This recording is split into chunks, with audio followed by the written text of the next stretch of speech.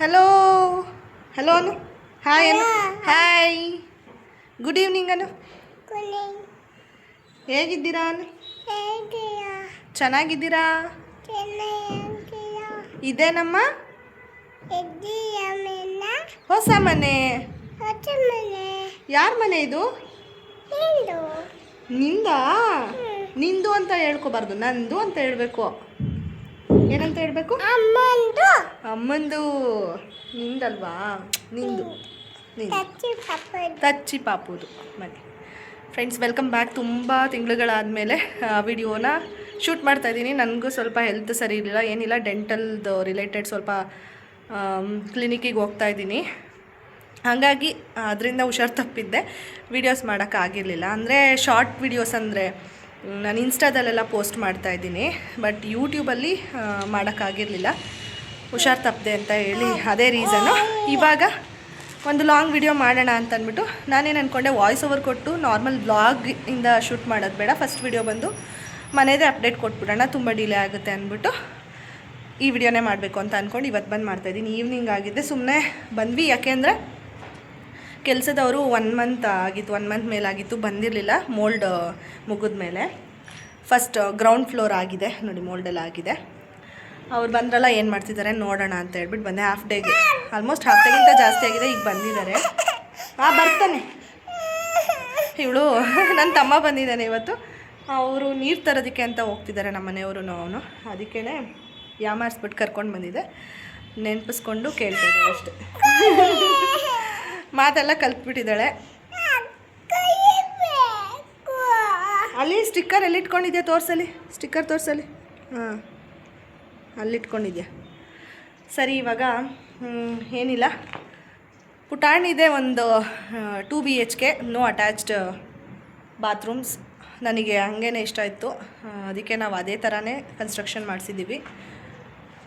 ಡೀಟೇಲಾಗಿ ಹೇಳಬೇಕು ಅಂತಂದರೆ, ಇದು ಬಂದು 60-40 ಸೈಟ್ ಇರೋದು. ಇಲ್ಲೇ ನಮ್ಮ ಮನೆ ಏನಿದೆ, ನಾವಿರೋ ರೆಂಟಲ್ ಹೋಮು, ಅದಕ್ಕೆ ಅಲ್ಲಿ ನಿಂತ್ಕೊಂಡು ನೋಡಿದ್ರೆ ಕಾಣುತ್ತೆ.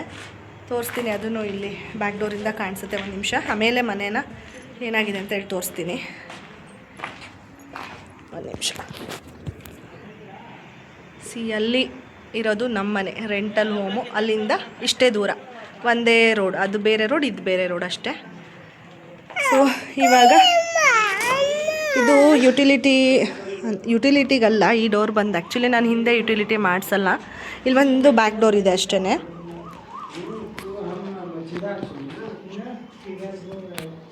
ಫ್ರೆಂಡ್ಸ್, ಹಂಗೆ ಒಂದು ಸಿಂಪಲ್ ಎಕ್ಸ್ಪ್ಲನೇಷನ್ ಕೊಡ್ತೀನಿ. ಇದು ಮೇಯ್ನ್ ಡೋರು, ಡಬಲ್ ಡೋರ್ ಬರುತ್ತೆ, ನಿಮ್ಗೆ ಗೊತ್ತಾಗುತ್ತೆ ಸೈಜ್ ನೋಡಿದ್ರೇ. ಆ್ಯಂಡ್ ಇದು ಒಂದು ಲಿವಿಂಗ್ ಏರಿಯಾ, ಸ್ವಲ್ಪ ಸ್ಪೇಷಿಯಸ್ ಆಗಿ ಬಂದಿದೆ. ಆ್ಯಂಡ್ ನೆಕ್ಸ್ಟು ಇದು ಬಂದು ಏನಾಯ್ತಪ್ಪ,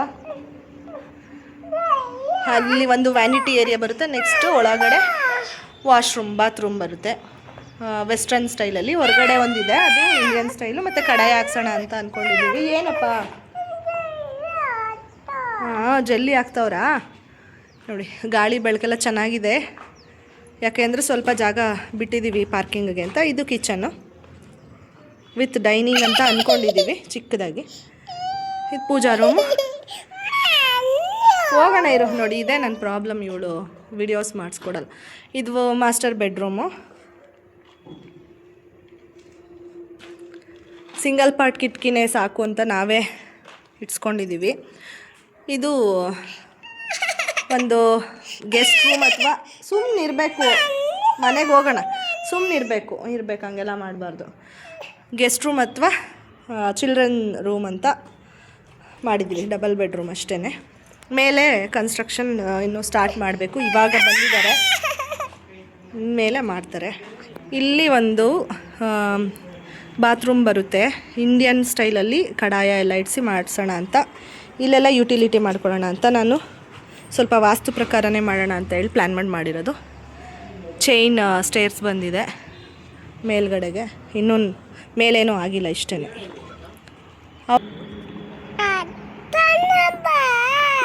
ಹತ್ತನಾ ಇರು.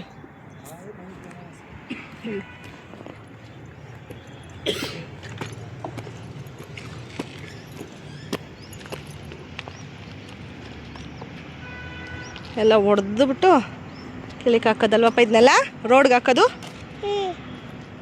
ಎಲ್ಲ ಹೊಡೆದ್ಬಿಟ್ಟಿದ್ದೀರ, ಬರೀ ಎತ್ತಾಕೋದಷ್ಟೇ. ಅಲ್ಲಿ ಮಾಮ, ಅಕ್ಕಯ್ಯ ಮಾಮ, ಅಪ್ಪ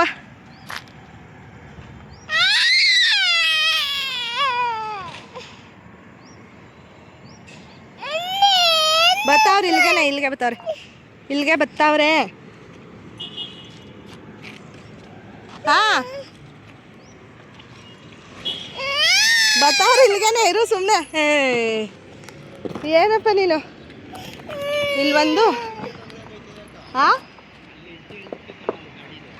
ಅಯ್ಯೋ ಅದೇ ಹಾಕ್ಸ್ಬೇಕು ಏನಾದ್ರು ಒಂದು. ಹಾಂ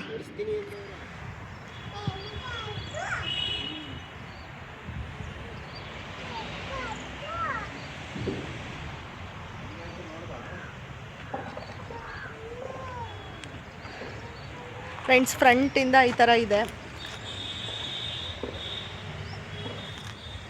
ಈ ಥರ ಕಾಣಿಸುತ್ತೆ. ಆಮೇಲೆ ಇಲ್ಲೇ ನಾವು ಸ್ಟೋರ್ ರೂಮ್ ಥರ ಕಟ್ಸ್ಕೊಂಡಿದ್ವಿ ಸ್ಟಾರ್ಟಿಂಗೇ, ಕ್ಯಾಮ್ರಾ ಎಲ್ಲ ಹಾಕ್ಸೋದಕ್ಕೆ ಮತ್ತು ಏನಾದರೂ ಇಟ್ಕೊಳ್ಳೋಕ್ಕೆಲ್ಲ ಬೇಕಲ್ಲ, ಸಿಮೆಂಟು ಮತ್ತು ವುಡ್ದೆಲ್ಲ, ಅದಕ್ಕೇ. ನಮಗೆ ಅಕ್ಕಪಕ್ಕ ಎಲ್ಲ ತುಂಬ ಜಾಗ ಇದೆ ಆ್ಯಕ್ಚುಲಿ, ಎಲ್ಲ ಈ ಥರ ಐಟಮ್ಸ್ ಎಲ್ಲ ಹಾಕ್ಕೊಳ್ಳೋದಕ್ಕೆ, ಜಲ್ಲಿ, ಡಸ್ಟು, ಕಬ್ಬಣ ಏನು ಬೇಕಾದರೂ ಹಾಕ್ಕೊಂಡು ಕಟ್ಟೋದಕ್ಕೆ. ಯಾಕಂದರೆ ಇಲ್ಲೇನು ಅಷ್ಟೊಂದು, ಈ ರೋಡಲ್ಲಿ ಸ್ವಲ್ಪ ಮನೆಗಳು ಕಡಿಮೆ, ಪಕ್ಕದ ರೋಡಲ್ಲಿ ಜಾಸ್ತಿ ಇದೆ. ಅಂದರೆ ಕಡಿಮೆ ಅಂದರೆ ಇದೆ, ಬಟ್ ಈ ರೋಡಲ್ಲಿಲ್ಲ ಅಷ್ಟೇ. ಸೊ ಹೀಗಿದೆ, ಅಪ್ಡೇಟ್ ಮಾಡಬೇಕಿತ್ತು, ಮಾಡಿದ್ದೀನಿ. ನೋಡಿ ಈ ಥರ ಕಾಣಿಸುತ್ತೆ. ಸೈಡಿಂದ ತೋರಿಸ್ತೀನಿ ಒಂದು ನಿಮಿಷ. ಇಲ್ಲಿ ಪಾರ್ಕಿಂಗ್ ಏರಿಯಾ, ಇದು ಪಾರ್ಕಿಂಗ್ ಏರಿಯಾ ಮಾಡ್ಕೊಂಡಿದ್ದೀವಿ. ಸ್ವಲ್ಪ ಏನಾದರೂ ಗಿಡಗಳು ಹಾಕ್ಕೊಳ್ಳೋದಕ್ಕೂ ಆಗುತ್ತೆ ಅಂತ ಹೇಳ್ಬಿಟ್ಟು ಜಾಗ ಬಿಟ್ಟಿದ್ದೀವಿ. ಈ ಥರ ಇದೆ ಸೈಡಿಂದ. ಹಿಂದೆಯಿಂದ ತೋರಿಸ್ತೀನಿ. ಹಿಂದೆ ಏನು ಯುಟಿಲಿಟಿ ಎಲ್ಲ ಏನು ನಾನು ಮಾಡಿಸ್ಕೊತ ಎಲ್ಲ ಹೇಳಿದ್ನಲ್ಲ, ಸುಮ್ಮನೆ ಇದೆ ಜಾಗ ಅಷ್ಟೆ. ಆ ಕಡೆನೂ ಸ್ವಲ್ಪ ಜಾಗ ಇದೆ, ಕುಬೇರ್ ಮೂಲೆಯಲ್ಲಿ, ಅಲ್ಲೂ ಗಿಡಗಳು ಹಾಕೋಬೋದು ಬೇಕಾದರೆ. ಇದು ಬ್ಯಾಕ್ ಡೋರ್. ಇಷ್ಟೇ ನಮ್ಮ ಪುಟಾಣಿ ಸಿಂಪಲ್ ಮನೆ. ಸದ್ಯಕ್ಕೆ ಇಷ್ಟ ಆಗಿದೆ. ನೆಕ್ಸ್ಟ್ ಅಂತ ಹೇಳ್ಬಿಟ್ಟು ಇನ್ಮೇಲೆ ಅಪ್ಡೇಟ್ ಮಾಡ್ತೀನಿ. ಆ್ಯಕ್ಚುಲಿ ಈ ವಿಡಿಯೋನ ಸ್ವಲ್ಪ ಬೇಗನೆ ಹಾಕಬೇಕಿತ್ತು, ಆಗ್ತಾನೇ ಇಲ್ಲ. ಯಾಕೆಂದರೆ ತುಂಬ ಕೆಲಸ ಇರುತ್ತೆ, ನಿಮಗೆ ಗೊತ್ತು, ಕನ್ಸ್ಟ್ರಕ್ಷನ್ ನಡಿಬೇಕಾದ್ರೆ ಎಷ್ಟು ಕೆಲಸ ಇರುತ್ತೆ ಅಂತ ಹೇಳ್ಬಿಟ್ಟು, ಮನೆ ಕೆಲಸ, ಮಗು ಎಲ್ಲ ಮ್ಯಾನೇಜ್ ಮಾಡಿಕೊಂಡು ವಿಡಿಯೋ ಶೂಟನ್ನು ಮಾಡಿಬಿಡ್ಬೋದು, ಮತ್ತು ಬೇರೆ ಎಡಿಟಿಂಗ್ ಕೆಲಸ ಮಾಡಿಬಿಡ್ಬೋದು. ವಾಯ್ಸ್ ಓವರ್ ಕೊಡೋದಕ್ಕೆ ತುಂಬ ಕಷ್ಟ ಆಗುತ್ತೆ. ಆದರೂ ನಾನು ಇವಾಗ ಸ್ವಲ್ಪ ಟೈಮ್ ಇತ್ತು, ಪಾಪು ಮಲಗಿದ್ಲು, ಎದ್ದಿದ್ದಾಗಂತೂ ಆಗೋದೇ ಇಲ್ಲ. ವಾಯ್ಸ್ ಓವರ್ ಕೊಡ್ತಾಯಿದ್ದೀನಿ. ಸ್ವಲ್ಪ ಏನಾದರೂ ಡಿಸ್ಟರ್ಬೆನ್ಸ್ ಇದ್ದರೆ ಹೊರಗಡೆ ನಿಂತ್ಕೊಂಡು ಕೊಡ್ತಿರೋದ್ರಿಂದ ದಯವಿಟ್ಟು ಇಗ್ನೋರ್ ಮಾಡಿ. ಮತ್ತು ಇವಾಗ ಇದೆಲ್ಲ ಏನು ಆ್ಯಡ್ ಮಾಡ್ತಾಯಿದ್ದೀನಿ, ಇದೆಲ್ಲ ಬಂದು ಹಳೆ ಕ್ಲಿಪ್ಪಿಂಗ್ಸ್ಗಳು. ಅಂದರೆ ಕನ್ಸ್ಟ್ರಕ್ಷನ್ ಸ್ಟಾರ್ಟ್ ಆದಾಗಿಂದ ಸ್ವಲ್ಪನೇ ಕ್ಲಿಪ್ಪಿಂಗ್ಸ್ ತೊಗೊಂಡಿದ್ದೆ. ಇನ್ನೂ ತುಂಬ ಇತ್ತು. ಅದು ಬಂದು ಇನ್ನೊಂದು ಮೊಬೈಲಲ್ಲಿತ್ತು. ನಾನು ಮೊಬೈಲ್ ಚೇಂಜ್ ಮಾಡಿದೆ ಮಧ್ಯದಲ್ಲಿ, ಅದು ಹಾಳಾಯಿತು ಅಂದ್ಬಿಟ್ಟು ಅದು ಆ ವೀಡಿಯೋಸ್ ಎಲ್ಲ ಹೊರಟೋಯ್ತು. ತುಂಬ ಬೇಜಾರಾಯಿತು ನನಗೆ. ಗುದ್ಲಿ ಪೂಜೆದೆಲ್ಲ ಸ್ಟಾರ್ಟಿಂಗಿಂದನೇ ಎಲ್ಲ ಇಟ್ಕೊಂಡಿದ್ದೆ, ಬಟ್ ಏನು ಮಾಡೋಕ್ಕಾಗಲ್ಲ. ಆಮೇಲಿಂದ ಶೂಟ್ ಮಾಡಿರೋದೆಲ್ಲ ಶೇರ್ ಮಾಡ್ತಾಯಿದ್ದೀನಿ. ಆಮೇಲೆ ತುಂಬ ಜನ ಅನ್ಕೋತೀರಾ, ಈಗ ಆಲ್ರೆಡಿ ಸ್ಟಾರ್ಟ್ ಮಾಡಿ ಆಲ್ಮೋಸ್ಟ್ 9 ಮಂತ್ಸ್ ಆಯಿತು, ಬಟ್ ಇನ್ನೂ ಇಷ್ಟೇ ಕೆಲಸ ನಡೆದಿದೆ ಅಂತ ಡೌಟ್ ಬರ್ಬೋದು. ಮಧ್ಯದಲ್ಲಿ ನಾವು ಒಂದಷ್ಟು ದಿನ ಸ್ಟಾಪ್ ಮಾಡಬೇಕಾಯ್ತು. ಯಾಕೆ ಅಂದರೆ ನಾವು ಮೇಸ್ತ್ರಿನ ಚೇಂಜ್ ಮಾಡಿದ್ವಿ. ಸ್ಟಾರ್ಟಿಂಗ್ ಒಬ್ಬರಿಗೆ ವಹಿಸಿದ್ದು, ಅದು ಯಾಕೋ ನಮಗೂ ಅವ್ರಿಗೂ ಅಡ್ಜಸ್ಟ್ ಆಗಿಲ್ಲ. ಅದಕ್ಕೆ ನಾವು ಸ್ವಲ್ಪ ಬ್ರೇಕ್ ತೊಗೊಂಡು ಮತ್ತೆ ಸ್ವಲ್ಪ ಯೋಚನೆ ಮಾಡಿ ಬೇರೆಯವರಿಗೆ ವಹಿಸಿದ್ವಿ. ಅಂದರೆ ನಮ್ಮ ಅತ್ತೆ ಮನೆ ಕಟ್ಟಿದ್ದ ಮೇಸ್ತ್ರಿ ಏನಿದ್ದಾರೆ ಅವರಿಗೇ ಮತ್ತೆ ವಹಿಸಿದ್ದೀವಿ. ಈಗ ಕೆಲಸ ಆರಾಮಾಗಿ ನಡೀತಾ ಇದೆ, ಏನಂತ ತೊಂದರೆ ಇಲ್ಲ. ಟಚ್ವುಡ್ ಹಂಗೇ ಫುಲ್ ಕಂಪ್ಲೀಟ್ ಆಗೋವರೆಗೂ ನಡೀಲಿ ಅಂತ ಕೇಳ್ಕೊತೀನಿ ಅಷ್ಟೇ, ಇನ್ನೇನಿಲ್ಲ. ಮತ್ತು ಪಾಪುನ ಇಲ್ಲೆಲ್ಲ ಕರ್ಕೊಂಡು ಬರಬಾರ್ದು, ಮತ್ತು ಹೊಸ ಮನೆ ಕನ್ಸ್ಟ್ರಕ್ಷನ್ ಮಾಡೋ ಹತ್ರ ಕರ್ಕೊಬರ್ಬಾರ್ದು ಮಕ್ಕಳನ್ನ, ಅದು ಇದು ಅಂತೆಲ್ಲ ಇಲ್ಲೂ ಎಲ್ಲ ತುಂಬ ಜನ ಹೇಳ್ತಾರೆ. ಮತ್ತು ನೀವು ಎಲ್ಲ ಅಂದ್ಕೊಂಡಿರ್ತೀರ, ಕಮೆಂಟ್ ಕೂಡ ಬರ್ಬೋದು, ಅದ್ರ ಬಗ್ಗೆ ಕಮೆಂಟ್ಸ್ ಮಾಡಿದ್ರು ಮಾಡ್ತೀರಾ. ಬಟ್ ನಾವು ತುಂಬಾ ಕೇರ್ಫುಲ್ಲಾಗಿ ನೋಡ್ಕೊಂಡಿದ್ದೀವಿ. ಹತ್ತತ್ರ 10 ತಿಂಗಳು 9 ತಿಂಗಳು ಆಗ್ತಿದೆ.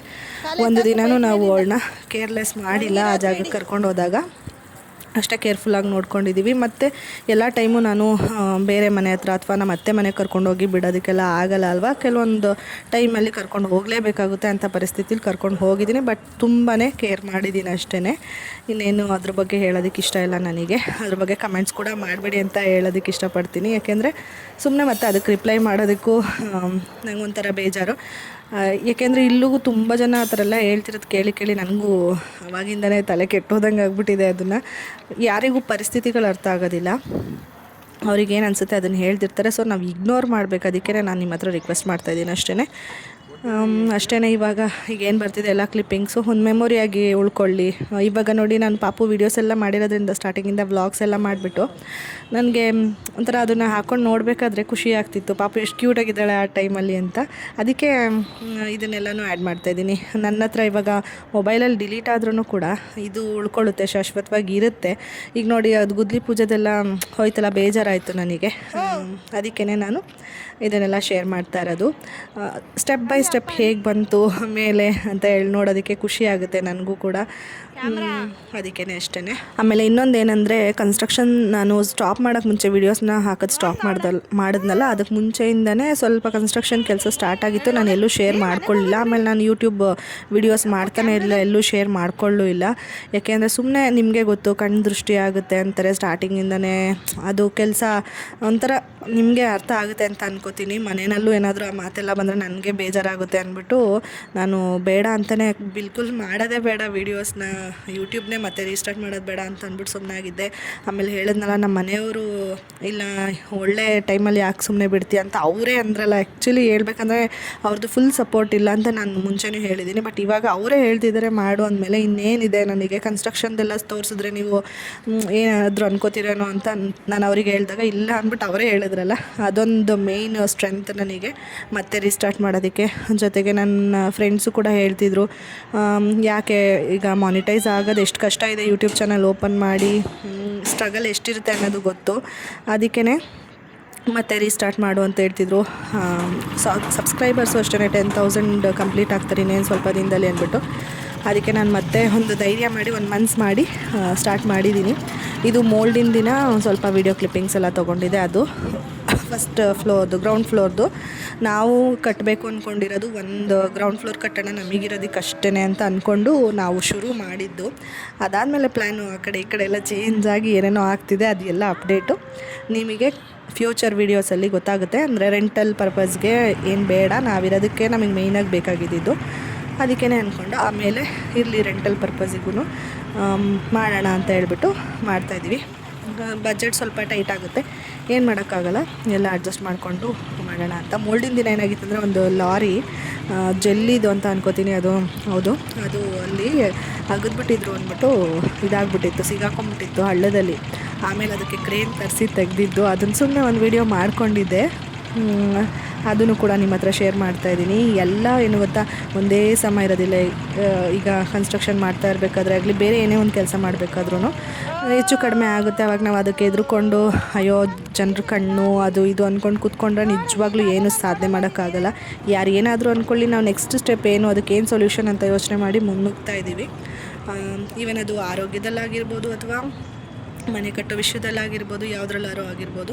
ನೀವು ಅಷ್ಟೇ ತಲೆ ಕೆಡ್ಸ್ಕೊಳ್ಳೋಕ್ಕೆ ಹೋಗ್ಬಿಡಿ. ದೇವರೊಬ್ಬ ಇರ್ತಾನೆ. ನಮ್ಮ ಮನಸ್ಸು ಒಳ್ಳೇದಿದ್ದರೆ ನಿಜವಾಗ್ಲೂ ದೇವರು ಯಾವ ಥರನಾದರೂ ಬಂದು ನಮ್ಮನ್ನು ಕಾಪಾಡ್ತಾನೆ. ಅದನ್ನು ನಾನು ಜಾಸ್ತಿ ನಂಬಿದ್ದೀನಿ.